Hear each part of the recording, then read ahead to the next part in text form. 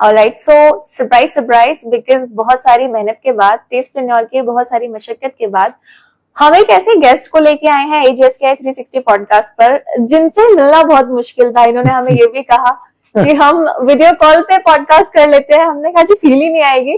So yes, finally we are welcoming chef Shailendra Singh and नमस्कार, very very welcome sir and thank you. literally we did it because I guess कि 1 महीने पहले ही बात हुई थी जब आपने मुझे कहा था कि हम वीडियो कॉल पे कर लेते हैं पॉडकास्ट। मैंने कहा फील नहीं आएगी वो, तो finally for that feel we are here and अभी जो है आप प्राइड प्लाजा में हैं जी, और हम भी इतनी दूर ट्रैवल करके आए हैं स्पेशली आपके जो है गाइडेंस पे हमने बहुत सारी चीजें की हैं।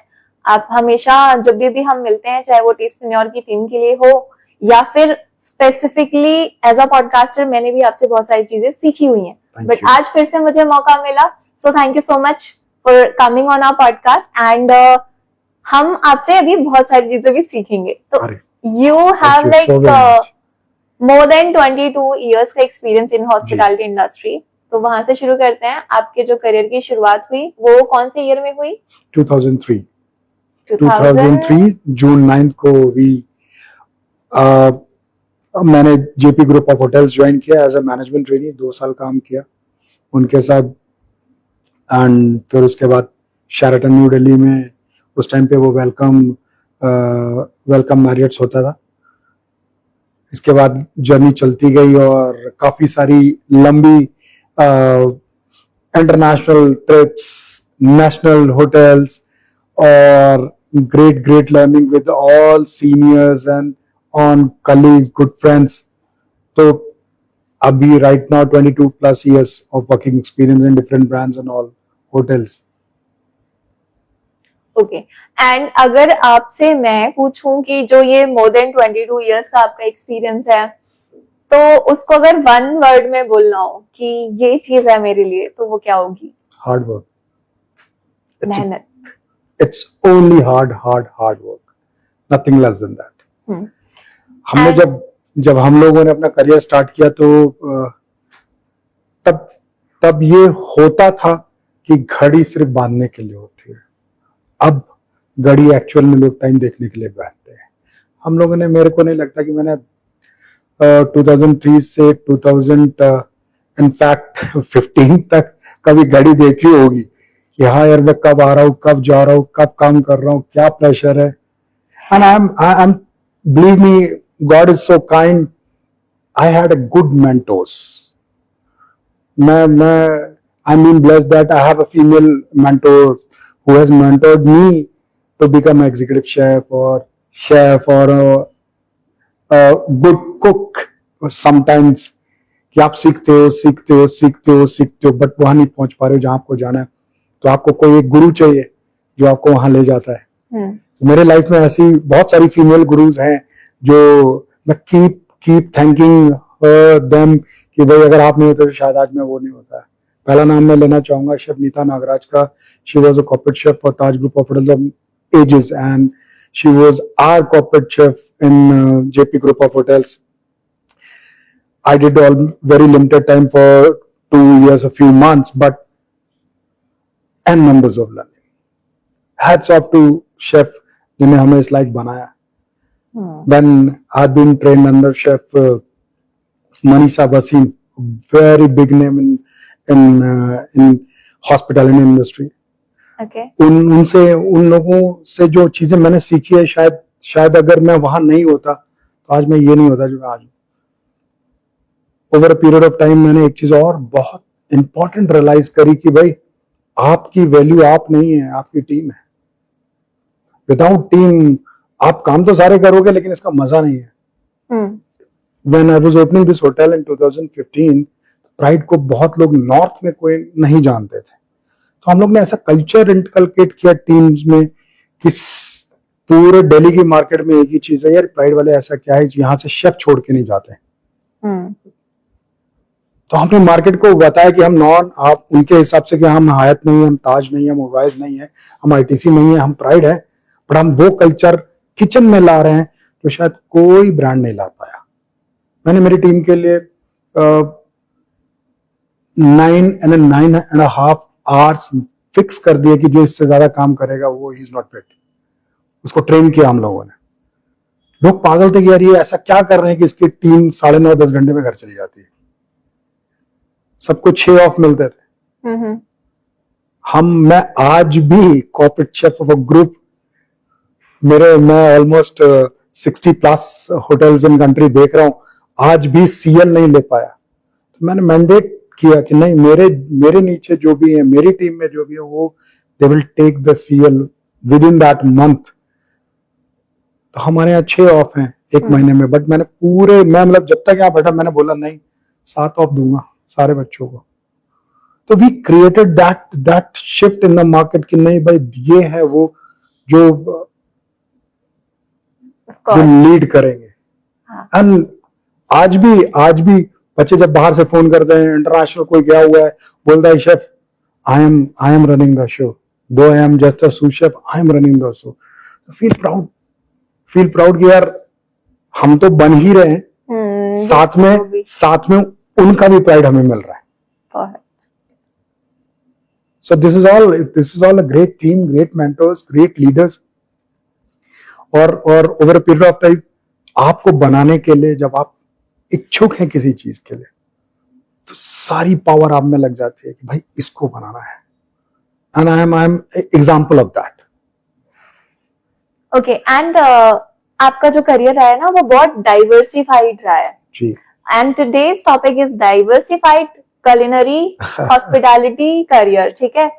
तो इसको हम एक फ्रेज में नहीं ला पाए, बिकॉज आपने एक्चुअली इतने सारे कंट्रीज का जो टूर किया हुआ है, हम उसके बारे में आज बात करेंगे कि culinary इंडस्ट्री में इफ somebody इज कमिंग, तो उनके पास एक्चुअली कितना ये एक डाइवर्सिफाइड इंडस्ट्री है, बहुत वो हम जानेंगे। बट उसकी जो शुरुआत हुई है, रूट से हम शुरुआत करेंगे, because you are coming from Uttar Pradesh. आपने मेंशन किया था कि आप सुल्तानपुर से बिलोंग करते हैं। जी। तो सुल्तानपुर से लेकर के और फिर इतनी सारी कंट्रीज में, कितने कंट्रीज में आपने अभी तक ट्रैवल किया है? I have traveled almost 30+ countries.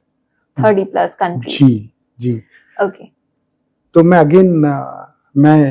इन्हीं चीजों को सीख रहा हूँ, समझ रहा हूँ, और लोगों को भी यही कहता हूँ कि भाई किचन, कुलिनरी, खाना बनाना, 22 साल के बाद भी शायद मैं 0.000001 जो है ना, मैं अभी वहीं पहुंचा हूं। अभी इन सब जीरो को हटाने में लोगों को लाइफ निकल जाती है, बट इसमें से 2-4 जीरो कम हो पाते हैं, बट ये पॉइंट नहीं हटता है। So you mean कि बहुत कुछ सीखने को बाकी रह जाता है। हम ऑलमोस्ट होल आवर लाइफ काम करते हैं, बट हम एक आधा क्विजीन को बहुत अच्छे से पढ़ लें या जान लें या खाना बना लें तो बहुत है, अदरवाइज सब कुछ अनटच्ड है। मैं अभी फूड के ऊपर बहुत रिसर्च करता हूँ कि ऐसा क्यों हो रहा है, ये क्यों हो रहा है। खिचड़ी बन रही है, होटल्स में खिचड़ी बन रही है और घर में खिचड़ी बन रही है, बट जो घर की खिचड़ी का जो टेस्ट है वो होटल्स में क्यों नहीं आ पा रहा है। एनालाइज करते हैं कि भाई दाल प्रोटीन है, राइस कार्ब्स है, ऑन द स्पॉट आपको मिक्स करना है, अगर रेशियो गड़बड़ हो गया तो कभी मैच नहीं होता। ये सारी चीजें हम लोग बहुत माइन्यूटली अब समझ रहे हैं, अब सीख रहे हैं, वो फूड केमिस्ट्री देख रहे हैं जो अभी भी होल वर्ल्ड के लिए अनएक्सप्लोर्ड ही है। पर घर जैसी खिचड़ी हम क्यों नहीं बना पा रहे होटल्स में? मैंने बताया ना, वो जो माँ है ना, उसको सब पता है कि कितने प्रोटीन में कितना कार्ब्स डालेंगे तो और कितनी देर के बाद ये मिक्स हो सकता है। बट हम लोग जो ये fast cooking, high pressure cooking, इन सब से करते हैं, तो उसमें क्या होता है कि प्रोटीन और कार्ब्स जो हैं वो पूरी तरीके से मिल नहीं पाते हैं। और हम लोगों ने उन शेफों के साथ काम किया है जहां पर pressure cooker is not allowed in the kitchen. ऐसा क्यों? नॉर्म्स है अपने अपनी। पहले की बात बताऊं तो मैंने आज तक जिन सबों के साथ काम किया उन्हें कभी भी कबाब माइक्रो में मार के दिया नहीं होगा। एक बार अगर उन्हें सीख लगा दी और तंदूर में डाल दिया तो उनको पता है कि मुझे इसको कितनी देर तक पकाना है, और वहीं से निकाल के वो गैस को दे देते। आई कैन बेट कि almost 85%+ in everywhere without micro हमारे कबाब्स दे नहीं पाते हैं, क्योंकि उनको वो डिग्री ऑफ सेंस ही नहीं है कि हाँ जी मुझे ये कितनी देर तक पकाना है, किस टेम्परेचर पे पकाना है, तंदूर को कैसे सेट करना है, क्योंकि आजकल लोगों के पास सब कुछ है, एक ही चीज नहीं है, वो टाइम। ओके, तो हम आपसे ये चीजों की शुरुआत करना चाहते हैं। एक्चुअली जो आपका पहला ना टूर रहा होगा, वो क्या एक्सपीरियंस था? पहली बात तो आप कौन से कंट्री को पहले विजिट कर रहे थे जो आपको इंटरनेशनल जॉब आपको लगी? ठीक है, वहां से शुरुआत करते हैं हम। मैं सबसे पहले यूएस गया, तो एक शेफ है, शेफ संजय ढाल, उनने मुझे जॉब ऑफर करी। मैं गया शेफ कार्निवल में। उस टाइम का सबसे बड़ा शेफ था लिबर्टी, 2005 और 6 का। तो मैं जब वहां गया और उस रेस्टोरेंट्स के लिए काम किया, तो मुझे पता चला तो हम जो देख रहे हैं वो तो स्टार्टिंग भी नहीं है। I've seen almost 26 types of lettuce in one basket. Oh. 26 types of lettuce in one basket. Okay. मैं मतलब अब बोलना चाहूँ तो मैं शायद 26 का नाम भी नहीं ले सकता। जो मैंने 2005-6 में वहां देखा, 16 टाइप्स ऑफ मशरूम, जो मैं अभी भी कभी कभार जब मैं किसी वेरी इंपॉर्टेंट गेस्ट या वीआईपीज को सर्व करता हूं, तो मैं मशरूम मंगाने की कोशिश करता हूं, आईने भी जाता हूं, बट एट टाइम्स मुझे वो नहीं मिलता जो मैं वहां देख के आया। दुनिया की बेस्ट टू बेस्ट कोनियाक्स, आप विश्वास मानिए, हमारे किचन के सेल्फ पे रखी होती थी, उससे हम 1 पोर्शन 2 पोर्शन सॉस बनाते थे। व्हाइट वाइन की नदियां बहती थी, लॉबस्टर बिस्क एक तरह का सूप बनाते थे। उसका कंसंट्रेट बनाने के लिए हम मतलब 30 to 45 litres of white wine use करते थे। मतलब 10-20 kgs of butter, 90 kg of lobster head. तो when you go out and you are seeing something which is very pronounced और आपकी cuisine से, तो मैंने आज भी अपने रिज्यूमे में लिखा है कि मैंने एक्चुअल प्लेट प्रेजेंटेशन, नीचनेस, दैट क्लासनेस मैंने वहां से सीखी। और क्योंकि आप मोर देन 30 कंट्रीज को आप जब विजिट कर चुके हैं, तो कभी ऐसा लगता होगा आपको कि मुझे अपने ट्रेडिशन को भी और इनोवेशन को भी, दोनों को साथ बैलेंस करके, कैसे आप डिफरेंट कंट्रीज में इस चीज को बैलेंस करते हो? ट्रेडिशन भी आपको बैलेंस करना है, बट उनके इनोवेशन को भी अडॉप्ट करना है, तो वो बैलेंस कैसे करते हो आप? तो उसी के लिए हम लोग ट्रेवल करते हैं, उन्हीं चीजों को सीखने के लिए हम ट्रेवल करते हैं दूसरी कंट्रीज में, कि भाई वो कैसे बनाते हैं। अभी मुझे ये जो जेनेस और ये जो जनरेशन चल रही है, इसको मैं ये बोलूंगा कि भैया दाल राइस खाना है, तो वो क्या करेंगे, वो दाल राइस तो खाएंगे, 1 दिन खाएंगे, 2 दिन खाएंगे, 3 दिन, और तीसरे दिन बाद बोर हो जाएंगे। अभी इसी दाल राइस को अगर मुझे उनको ये रोज नया इनोवेशन करके देना है कि भैया मॉलिक्यूलर गैस्ट्रोनॉमी यूज करो, सूवेद यूज करो, दाल बनाओ, उसके दाल के पल्स बनाओ, राइस का केक बनाओ, अच्छा आज इसको ऐसे डेकोरेशन करते हैं, आज इसमें इसकी गार्निश करते हैं, तो they become tempted. Product basic dal rice है, but ways of presentation, ways of giving the same food to the guest in a different form and format, what we analyze after deep diving when we go there कि हाँ भाई ये product बन रहा है, इसमें हम ये कर सकते हैं और ये करने से ये होगा। तो टेक्निक्स, मॉडर्ननेस, तो सेम ओल्ड ग्रेट रेसिपीज, कि रेसिपी तो रेसिपी है, वो डिसॉल्व नहीं होगी, लेकिन प्रोडक्ट जब टेस्ट करेगा, जब विजुअल अपील आएगी, आउटस्टैंडिंग।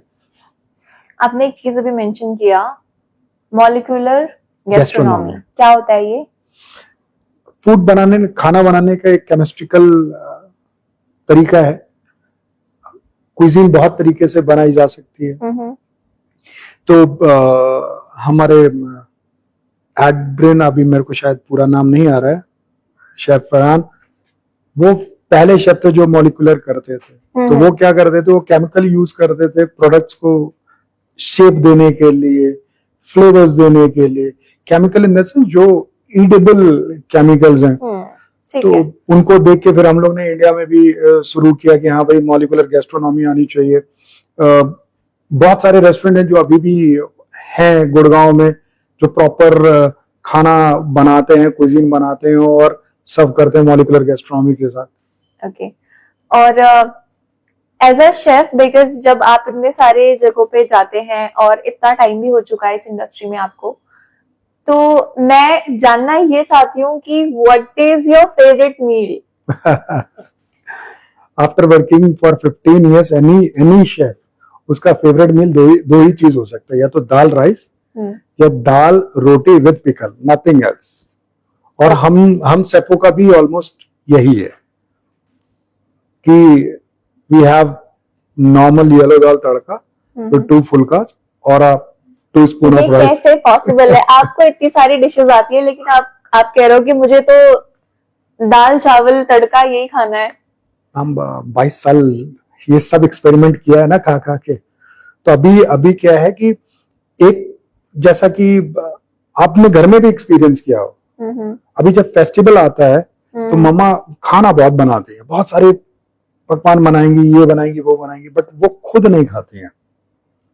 तो उसका बेसिक रीजन क्या है? जो बनाते बनाते बनाते देखते देखते देखते आपकी एपेटाइट मर जाती है। तो ये बेसिक रीजन है कि भाई अब तो इतना ट्रेवल कर लिया, इतनी जगह से खा के आ रहे हैं, ये चीज देख के आ रहे हैं, हमें पता है बेसिक ही आपकी नेसेसिटी है।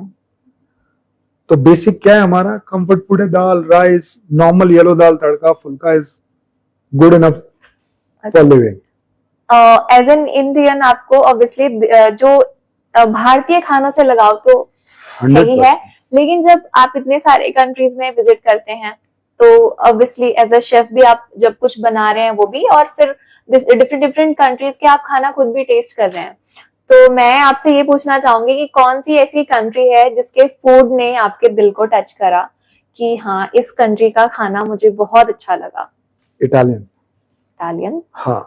ओके। और बनाने, ओके, तो नेक्स्ट जो मेरा आपसे सवाल है वो ये है कि जब आपने हॉस्पिटैलिटी इंडस्ट्री में एंटर किया, 2003 में आपने करियर की शुरुआत की, उस टाइम के हॉस्पिटैलिटी में और आज की जो हॉस्पिटैलिटी इंडस्ट्री है उसमें क्या आप ट्रांसफॉर्मेशन देखते हो? Huge transformation, huge. मैं कभी कभी हम भी सरप्राइज हो जाते हैं कि भाई ये क्या हो रहा है। 2003 व्हेन आई पास्ड आउट और हमने देखा कि भाई इंडस्ट्री में क्या है, बड़े बड़े बुफेज हैं, बुफे में सालमन लगी हुई है, प्रॉन्स आ रहे हैं, मतलब एक टेबल पे 6+6, मतलब हम लोग का स्टैंडर्ड जार्गन्स हैं कि भाई 6 वेज 6 नॉन वेज स्टार्टर जा रहे हैं। You feel like that king feeling कि हाँ भाई मैं होटल के गेट में घुसा और वो रॉयलनेस गेट से ही समझ में आने लगी। अभी ये बहुत ज्यादा कॉमर्शलाइज्ड हो गया है, टेक्नो वर्ड्स की तरफ ज्यादा हम लोग इंक्लाइंड हो गए हैं। ओके। अभी वो मूंछों वाले बड़े बड़े दरबान खत्म हो गए हैं, स्लाइडिंग डोर का जमाना आ गया है कि जहां आपको कहीं दरबान की रिक्वायरमेंट नहीं है। और रिसेंटली मैं यूरोप की बात बताऊं तो 560 रूम का होटल है, 10 लोग काम करने वाले हैं, सिर्फ 10 लोग काम करते हैं पूरे होटल में, because of the AI and computerization. Believe me, मैं जनरल मैनेजर को देख रहा हूँ वो ब्रेकफास्ट पे ऑमलेट बना रही है, दोपहर में देख रहा हूँ वही रूम बना रही है। चेक इन ऑटो चेकिंग है, आपने यहाँ से ओके किया, पैसा गया and it was all done, आपको कुछ करना नहीं है। आपके फोन में आपके रूम की है, मतलब आपको किसी से मिलने की जरूरत नहीं है। That level of automation is already there in our hospital industry. ये हम लोग ने कभी नहीं सोचा था कि हम लोग इतने टेक सेवी और टेक्नो हो जाएंगे कि प्रोडक्ट्स के लिए, चीजों के लिए इतना एक्यूरेसी आने लग जाएगी जिससे कि गेस्ट को ह्यूमन टच खत्म होता जाएगा। हॉस्पिटैलिटी का सबसे बड़ा चार्म ही ह्यूमन टच है। करेक्ट। जब तक आप वो गेस्ट को राजे की फील नहीं दिलाते हो, तब तक वो गेस्ट मन से खुश नहीं होता। हाँ, उसको भी लगता है कि यस मैं खुश हूं, बट 100% तृप्ति नहीं होती है। तो ये अब धीरे धीरे over a period of time missing होता जा रहा है। और ऐसा नहीं कि एक स्पेसिफिक ब्रांड मैं हर थर्ड फोर्थ डे किसी एक होटल में होता हूँ। It's missing from the hotels. Okay, so hoteliers में जो अभी ये जेनजी का कॉन्सेप्ट है, उससे आपको कितना डील करना पड़ता है? बहुत अच्छा है, हम लोग तो इसको यूज करते हैं एज अ टूल। आज की जो जनरेशन है वो बहुत टाइम परफेक्शनिस्ट है। एक साल में मुझे प्रमोशन चाहिए, ठीक है, आपको एक साल प्रमोशन मिलेगा, बट हमको आपसे एक साल में ये चाहिए, यू डिलीवर यू गेट। उनमें से 95% people deliver, 5% I will not talk. तो डिमांड्स बढ़ती जा रही हैं, रिक्वायरमेंट्स बढ़ती जा रही हैं और लोग डिलीवर कर रहे हैं, जो पहले के सिनेरियो में नहीं होता था। क्यों? वैसे टाइम था। अब मैं जिस टाइम की बात कर रहा हूं, मैं आई एम श्योर कि 30-40% पॉपुलेशन कम थी उस टाइम पे। अभी तो हम already 150 plus. So you mean कि there is a like huge competition between the people, Yes. even in the hospitality। और अगर हम एज अ जेनरिक वे में भी बात करें तो कंपटीशन बहुत है, और वो जो लैडर है उसको क्रॉस करने की जो जद्दोजहद है कि मुझे जल्दी पहुंचना है वहां, वो ज्यादा है। एंड जेनजीज में ये एक बहुत अच्छी चीज है अकॉर्डिंग टू यू। अच्छी चीज है, साथ में वो लाइफ को एंजॉय करना चाहते हैं। वो चाहते हैं कि मैं फैमिली लाइफ भी अच्छा एंजॉय करूं, मैं वर्क लाइफ बैलेंस भी करूं, मैं काम भी करूं, मैं घूमने भी जाऊं।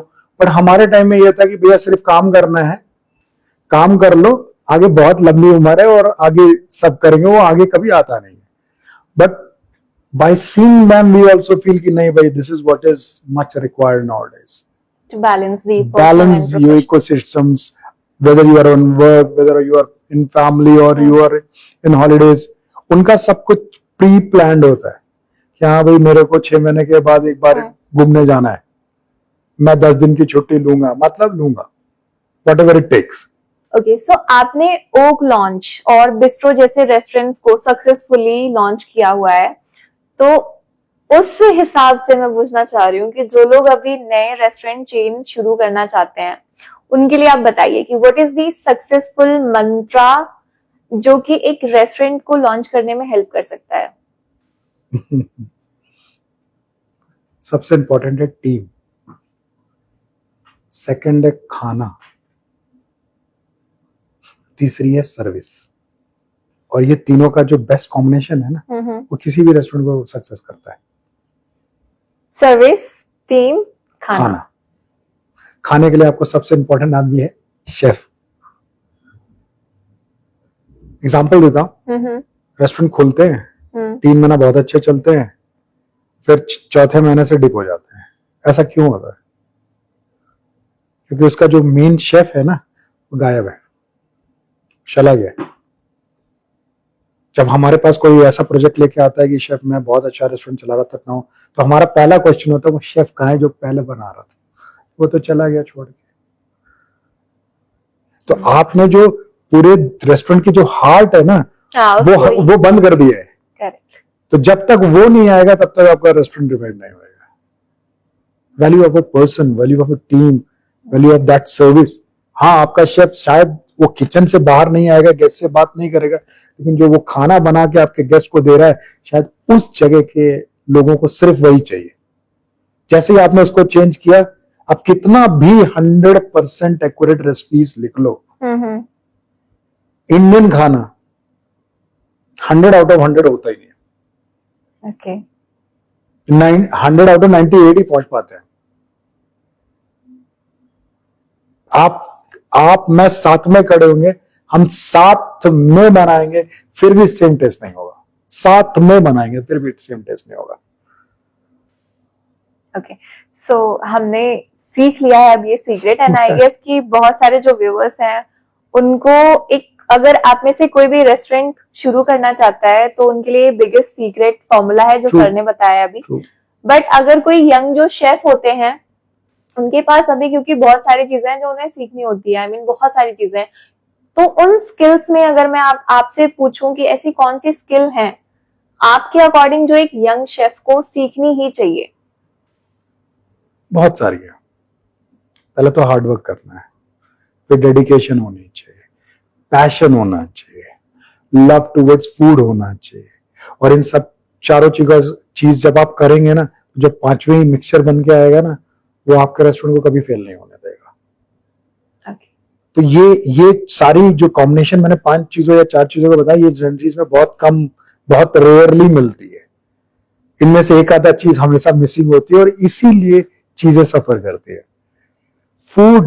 फूड मैं एक एग्जांपल लेना चाहूंगा। टुंडे के कबाब लखनऊ में है। उनके फादर साहब आधा किलो गोश्त का मिक्सचर 20 साल साइकिल पे बेचा है, तब आज वो एक दिन की सेल 5 से 7 लाख रुपए करते हैं। 20-25 साल पहले जब दुकान खुली नहीं थी।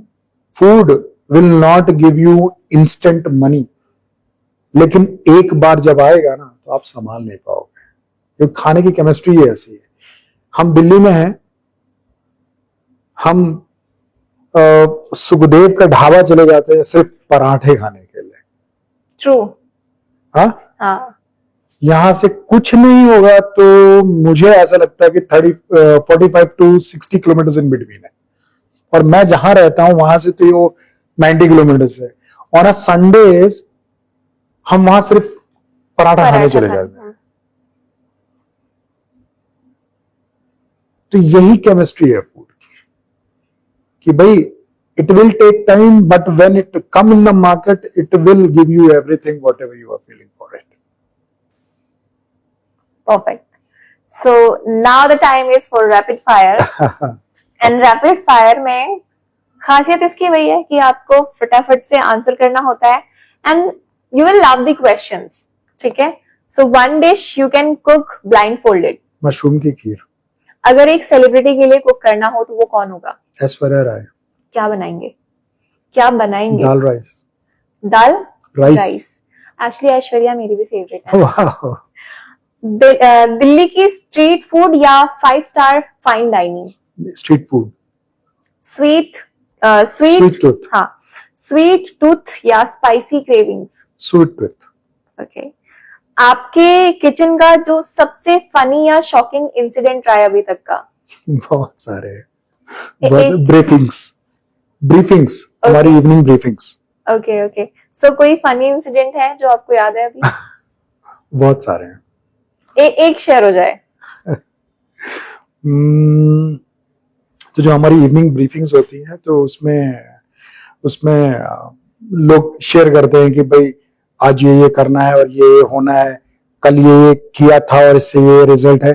तो जो जिस पेज पे वो, जिस पैड पे या जिस डायरी पे वो लिख के लाते हैं, तो हमारे यहाँ जो शेफ होते हैं वो थोड़ा सा मजाक मस्ती ज्यादा करते हैं।